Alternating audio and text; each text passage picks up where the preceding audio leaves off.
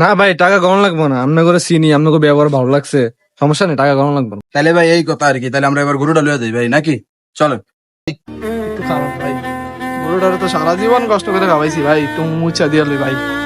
তোরে বিদায় দিলাম রে, খাও ভালো থাইস।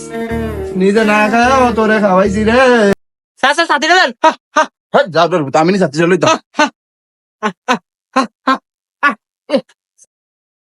আরে তাড়াতাড়ি হাত বেটা, এরা বুঝ চলে তাড়াতাড়ি হাত। স্যার এটা ভালোই এটা ফাটিয়ে স্যার, সেই আমরা সেই কোবরা গ্যাং, এটা কেউ জানেই না। আর না স্যার সেই মক্কল বানাইছে স্যার। ভাই নেন ভাই, আপনার টিয়াটা আপনি বুঝলাম। কারণ কারণ এলন ভাই, ভাই মোট করে ভাই আমরা চা নাস্তা খাইন ভাই, আমরা চা নাস্তা আচ্ছা খাইন ভাই। যাক আল্লাহ অনেক কষ্টে গরুটা বেচিয়া দিছে, এটুকু নেই।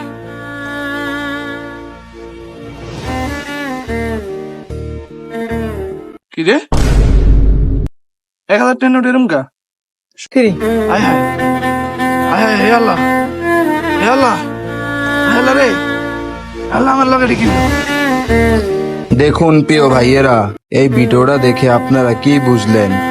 যতই আপন মানুষ হোক আর যতই চীনা মানুষ হোক, কাউকে দেখে কোনোদিন যাচাই করবেন না। সব সময় টাকা নিলে ভালো করে চেক করে নিবেন, দেখে নিবেন, গুনে নিবেন। তো ভিডিও থেকে আমরা সবাই কি শিক্ষা পেলাম? আর একটা কথা হলো, কখনোই যে কোনো জিনিস কিনবেন দালাল কাছে রাখবেন না। তো বন্ধুরা, আল্লাহ হাফেজ।